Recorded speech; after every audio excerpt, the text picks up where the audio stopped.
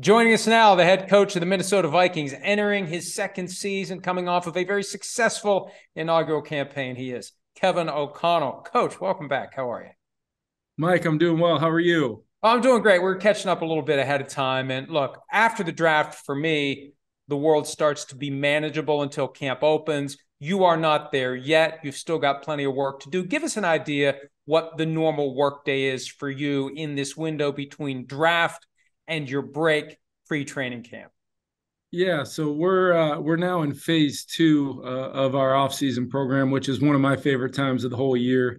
We get to get out on the grass with our guys. You're a little limited in what you can do from a standpoint of true football, 11 on 11, anything like that. But what we can do is work a lot of technique, fundamentals, really teach our offense and defensive systems, get some special teams in there as well. But you really get to watch your coaches coach. As crazy as it gets sometimes for me, my true passion still is coaching on the field. I try not to step on anybody's toes from a position coach standpoint, but then I remember I'm the head coach, so I can coach anybody I want out there. But it is fun for me. Our guys are really dialed in on, year one to year two, especially offensively. Really feel some ownership from our group. And then the excitement and defensively of bringing in Brian Flores and just a completely different system, a little bit different mentality of how we want to play. And I think our guys are really excited about that. So it's an exciting time. We'll work towards one more. We'll have our rookie mini camp this weekend, and then we'll work one last week of the phase two before we could at least get into some phase three, which is truly what fans know, as you know, as OTAs, and then finally finish up with a mandatory mini camp. How do you balance the allocation of your time between being the guy in charge of the offense and being the guy in charge of the team? Some offensive coaches will handle it differently. Some just throw the keys to the defensive coordinator and say, you deal with it. I'm going to focus on the offense. How do you allocate your individual resources between offense and whole team? Yeah, Mike, I looking back on it, I do think that that's one thing that I'm really trying to get better at year one to year two is, really being involved with more in the other phases of our team. I felt like I was involved with the kicking game. I felt like, no secret, my involvement in our offense, but I want to be able to have, ownership of our defense as well, and really be able to lean in with flow and how we want to play games, how we want to, situationally play. And that's been the really cool thing about getting with him is as a former head coach, he knows, what all that entails and vice versa. When he was a defensive head coach, working with the offensive side, he knows how important it is. So him and I get together a lot. We talk through things. Those conversations started a long time ago, long before our players ever got back in the building. But it's definitely something that when we finished up this past season, I thought to myself things, that I could do better, I can personally improve on. And there were a lot of things, but that would be right up there at the top of the list for me is just continuing to, have that connection with our whole team, not only on a relationship level, which I felt like was strong in year one, but schematically and understanding the X's and O's and the techniques and fundamentals that we're asking all of our players to do. What's the number one thing that a Vikings fan should be excited about from the standpoint of the new defense scheme, the new coordinator? What's the one thing that should stand out? Well, I think, they should be excited about Brian Flores in general, the leader, his command of what he wants to do defensively, but also his ownership of what it takes to play winning football and really complementary football in our league amongst the other phases. And then schematically, we're gonna, it'll feel different. We're gonna be a little bit more aggressive at times. We're gonna pick our spots to try to affect the quarterback maybe differently than just disguise. We're gonna try to pressure. We're gonna show different looks where we can do a lot of different things out of those looks, and ultimately, in those moments, we call them, Flo calls them weighty downs, those third down, those red zones, those 2 minutes where you can truly affect the game with a play call or two. I think he's going to do that. And I think the last part of it, Mike, is just the idea of development as well. This guy loves to coach football, loves to be on the grass, coaching not only the players, but the coaches as well, and holding each other to a championship standard of being accountable not only to one another, but he puts a lot on himself and his experience of calling defenses in Super Bowls and obviously being a head coach, like I mentioned. I can see that already, just how organized he is, how he delivers information. I think our guys have really responded to it early on, and there's nowhere to go at this point than to use that excitement and enthusiasm and just try to build something really special on that side of the ball. And I used the term scheme earlier, but along the way, I did pick up the impression, and correct me if I'm wrong, that I think Coach Flores' attitude is more one of matchup, not scheme. That the scheme could change, maybe even dramatically, week to week based upon the cards that are being dealt from the other team's offense. Is that fair characterization of what you guys plan to do? Yeah, it's fair. When I look at it and through the pretty extensive interview process with him, just learning about it's one thing to be multiple and to have the ability to do a lot of things, Mike, but it's another thing to make it learnable and things carry over from one thing to another, regardless of what personnel group you may be in, how many DBs are on the field, how many big D linemen are on the field. Things carry over from a verbiage standpoint, from a communication standpoint, so that you can then be multiple and be week to week, still staying true to what you believe in from a foundational standpoint of the principles you want your team to play with, you want your defense to play with, but then each and every week putting those guys in the best positions to have success by your ability to do what you do well, but also be multiple and still have that attacking mindset to go with it. I think that's what I'm most excited about. How's it feel to have Aaron Rodgers out of the division? I will tell you that that was one that when the final news broke, knowing that a Hall of Fame quarterback was out of division, I was excited to see him go to a place he was excited to go to. But I do know those guys up in Green Bay. Matt does a great job with that offense. They're going to make it quarterback friendly, and just watching the way Jordan Love played a year ago when he got in there, you can see that he's been hard at work at his development and really showed in his times getting in there. So we're expecting to see the same high-powered offense that they've always had up there. But make no mistake about it, Aaron Rodgers not playing quarterback for that team, changes what it's been like to play them for a really, really long time. And then even going back before that with Brett Favre before that, I mean, you're talking so long in a time where quarterbacks do tend to change locations, change teams from time to time. To have those two guys playing for so long is really something. Something you mentioned to Chris Sims and me at the scouting combine. Kirk Cousins spoke about it last week, the fact that he's got the same person in his ear for the second straight year for the first time since he was in Washington. Now, the answer, I'm sure, is obvious to you, probably obvious to me, or at least should be. Help the person out there who doesn't really understand the nuts and bolts get a grasp on what it means to have that kind of continuity, and how in a given situation this year, there's a higher likelihood of a better outcome than last year because of that layering of experience. Yeah, you just start out in the purest simple form of just verbiage, what we call things, how we line up motions and shifts, and the way we use different personnel. You've got to learn first and foremost what all those words are, and then be able to say them, in a split second in the huddle, and articulate what all the other 10 guys in the huddle have to do, snap in and snap out, and then the responsibility at the line of scrimmage in our offense to get us into premier plays versus premier looks, and then ultimately, be an extension of me on the field.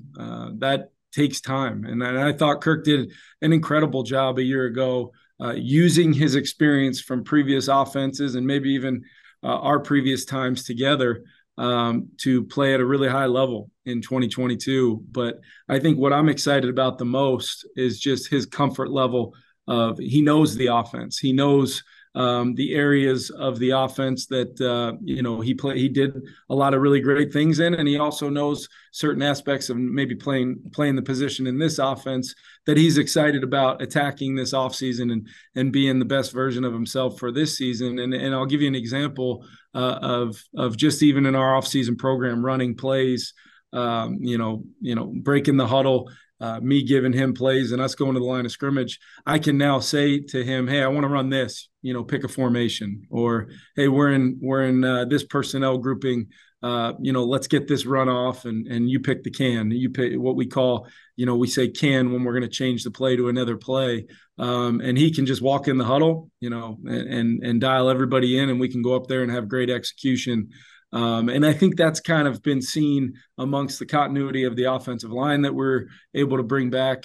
The growth of a guy like KJ Osborne, even TJ Hawkinson in the 10 games he played, he did an unbelievable job coming in midweek and really going out and having a major role even that week against the Commanders that he showed up and had a huge impact. You see his ownership of just our offense. A lot of plays can tend to be the same, Mike, but it's the detail.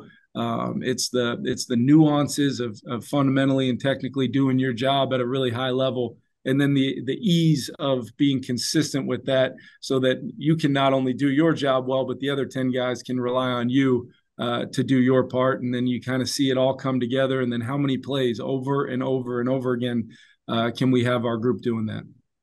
What's the top attribute that Kirk Cousins has that you believe he doesn't get enough credit for?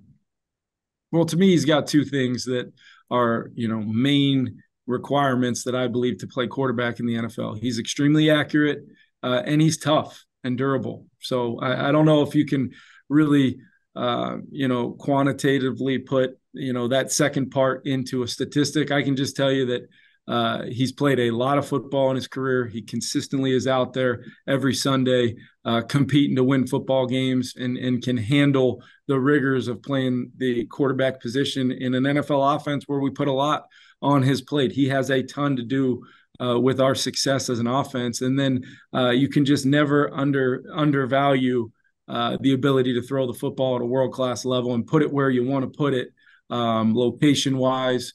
You think back to some of the big throws he made a year ago in critical moments that won us a lot of football games. When we win 13 games, you can go back and find throws that I don't think a lot of people are making at that type of level, consistent wise, playing this position from an NFL pocket and being able to do the things that we ask him to do, which are a lot. So I think those two things are the starting point, and then we can get into a lot as far as his ability to process information, his understanding of defenses, and then ultimately just his ability to run the show and be one of our core leaders of our football team. Flip side of that coin, then, what would you like to see him add? An area where you would like to see him improve as he enters this next year of his career? I think he showed it at times last year, Mike, but that athleticism to maybe not impact the game the way some of the great athletes that are playing quarterback in the NFL right now impact. But there's some plays where I think he doesn't give himself enough credit of his ability to extend. I think back to that red zone scramble for a touchdown against the Cardinals last year on a critical third down, or even keeping drives alive, stealing a first down.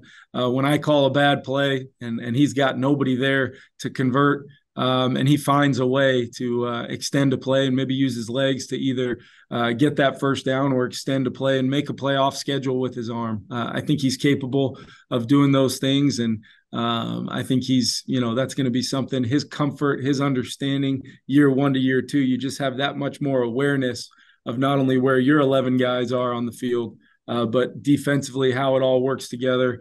And you can continue by any means necessary to attack whatever voids and vacancies may be out there for us on each individual play.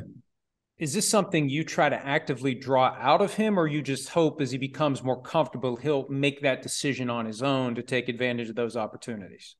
I think it's something that he's talked about with me before, and it's just when those plays and those opportunities present themselves, just being okay with, making that decision and then more importantly, living with the results of that decision and trusting the process at which we go about teaching each and every play in our pass or run game, to give our players ownership of it. And there's nobody more important in that than our quarterback. And I think that's what I'm excited for. And I think he's excited for. He's doing a great job working, with Chris O'Hara, our quarterbacks coach, and Grant Udinsky, our assistant quarterbacks coach. Every single day I walk out there, he's working something from a standpoint of technique, fundamentals, and not getting bored with doing the things that you have to do every single snap, technically, fundamentally, to make sure you're consistently able to activate your talent. And he's got a ton of it from a standpoint of throwing the football. And like I said, I don't think he gives himself enough credit for his ability to impact the game athletically.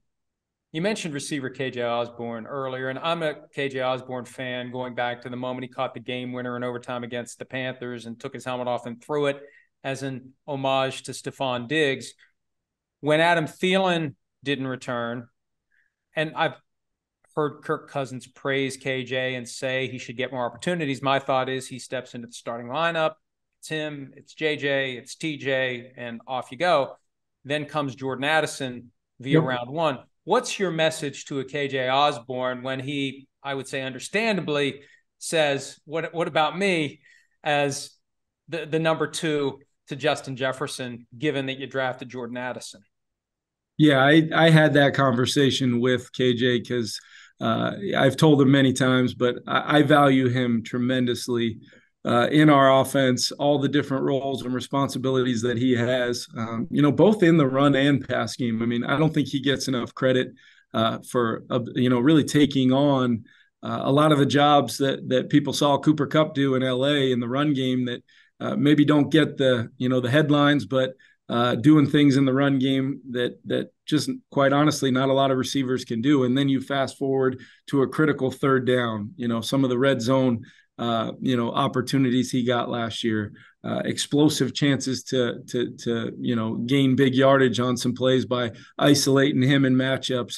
KJ can do all of those things. He's having a great offseason. I firmly expect him to have a great season for us in a role where I think in the receiver room, when you've got a guy like Justin Jefferson, I think it's important that you have multiple other guys capable of not only winning one-on-one matchups consistently, but making those plays and extending drives and doing all the little things that you have to do, with the versatility that you have to do them with when you're lining up in a lot of different spots. When we move Justin Jefferson, that moves the other two receivers on the field a lot of times to different spots as well. We want to be able to use our tight ends and CJ Ham at fullback.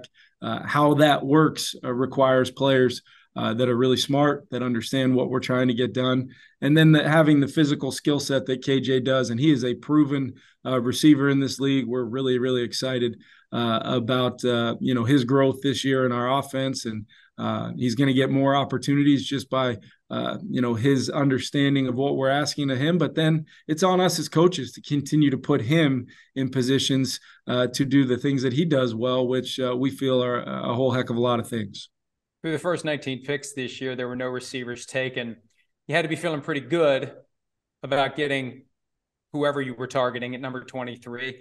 And given that you took a receiver, you had to be wondering, holy crap, as they start coming off the board one after another, 19 after 19, 20, 21, 22. What's kind of your own thought? And I don't want you to, I'm not asking you, was there another receiver that you had targeted above Jordan Addison? Just the idea that all of a sudden here comes this run and a position where we had targeted as a need. Now these guys are flying off the board. What's the mood in the draft room as that's unfolding? Yeah, Mike, I can tell you we expected there to be a run on receivers more than likely when the first one went. We were just hoping it was not going to be at 12 or 13, 14, 15. And then all of a sudden, we're watching those guys fly off the board before we ever get an opportunity to draft one of those guys. So we were very much honed in on the fact that we figured there'd be some quarterbacks go high in the draft. There were some great defensive players up at the top, some offensive linemen, the corners that were available.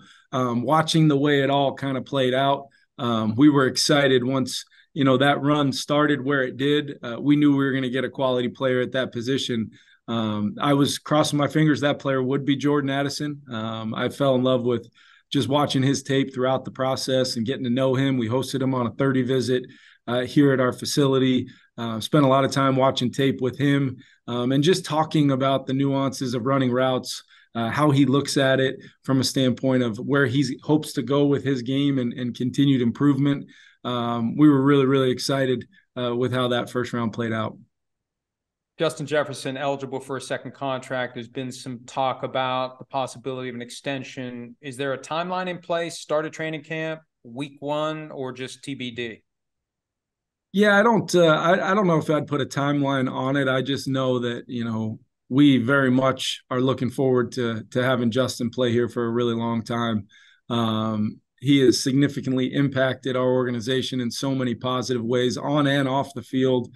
I look forward to when, we get that done and we can move forward knowing that Justin's going to be here for the long term, and we will get that done. Justin knows, his representation knows exactly how we feel about him, and we'll work through that process here over the rest of this spring on into summer, and then if we can get something done, nobody will be more excited about it than me, and we'll be looking forward to seeing what Justin does in year 2. In this offense. Talk about a guy that was able to handle a lot. It's not like we came in here year 1 and said we're going to run this, minimal version of our offense. To truly maximize him in our offense, it required him to handle a lot of football, and he did it really seamlessly and prepared every single week, mentally and physically, to go out there and do the things that he did all season long. Just a spectacular season a year ago for him. And like I said, just can't wait to see what he's able to do in year 2 in this offense. Couple more and then I'll let you run. Dalvin Cook's status has been shrouded in mystery for most of the offseason. Is there any clarity about whether or not he'll be on the team this year? Are there negotiations to be had, deliberations still to be done? Where does that stand? Because there just isn't a sense that there's been resolution yet. Yeah, I tend to let Kwesi and Rob work through things, contractually or whatever may be there. I can just tell you, what Dalvin meant to me, not only in year 1, as one of our core leaders of our team, but also just the impact he had on the field.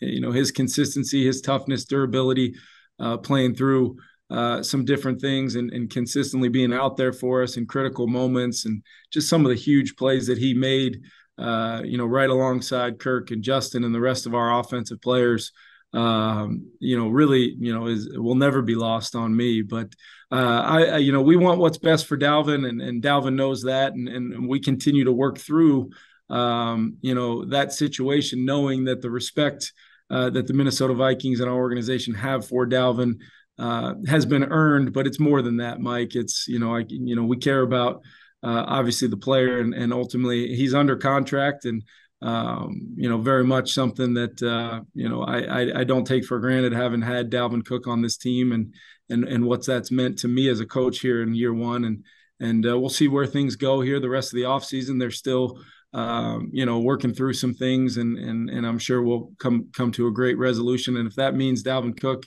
is still playing running back for the Vikings, that's something that will be a really good thing for me as the head coach and play caller. All right, last one, and I mean it, because I've already kept you longer than I intended to, although I could still keep asking you questions for another hour if you would let me. This piece of paper has your schedule. I hand it to you right now. What's the first thing you're looking for?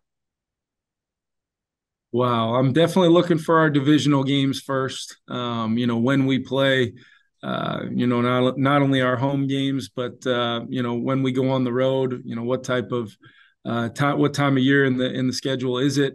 And then I'm obviously looking at Thursday games. I'm looking at how I'll start crafting our working schedule to make sure, like we always do, everything we do is for the players, and to make sure that when that 3.5-hour window kicks off on Sunday or Monday night or Thursday night, or in some cases last year, Saturdays, we're doing everything in our power with the resources that we have in our building to make sure our players are at their best when that ball gets kicked off. So that's always the first thing. And then you take a step back and really start to look at kind of the different quarters of the season. It used to be easy when we had 16 to just break it up into those 4 quarters. But you still try to do that, knowing the different ebbs and flows of the season and how you can best prepare your team. 95% of the time I say it's the last question. There's always one more, because there's something in the answer that just compels one more. Just let me ask you one more. And I mean it this time. I really do. When we talked about Jordan Love and the Packers and the transition away from Aaron Rodgers earlier. Would you rather get him early when maybe he's not as comfortable as he's going to be in the offense, or would you rather get him later when you have enough film that you can figure out what he's doing and you can be better prepared for whatever they're doing in the offense? What would your preference be? Yeah, I don't know if I truly have a preference because I think, with the amount of time and preparation you get in training camp, in a lot of ways, you look at our team a year ago, we played one of our best games of the season, in that week one opener, and we had a very detailed plan leading into that to get our guys ready to go. But then, it's just one of those things where it's really something where you got to go out every Sunday and expect to get the opponent's best shot. And that's from the quarterback position. That's from the other coaching staff. If you're going on the road, that's from the fan base that you're playing against. That's just what this league is all about. So I don't particularly have any strong feeling one way or the other. I just know that my job is to prepare our team to be at their best, and how many consistent Sundays or Thursday nights or Monday nights can we do that throughout the regular season and hopefully give ourselves a chance to compete for a championship. Well, this has been great. I'll let you get back to far more important things. We appreciate your time as always. Good luck the rest of the offseason. Hope to talk to you again real soon and get some rest and relaxation at some point before everything gets rolling in training camp. Yeah, thanks, Mike. Appreciate you. Hi, it's Mike Florio. Thanks for watching PFT on YouTube. Hit subscribe for the latest news and analysis from Pro Football Talk.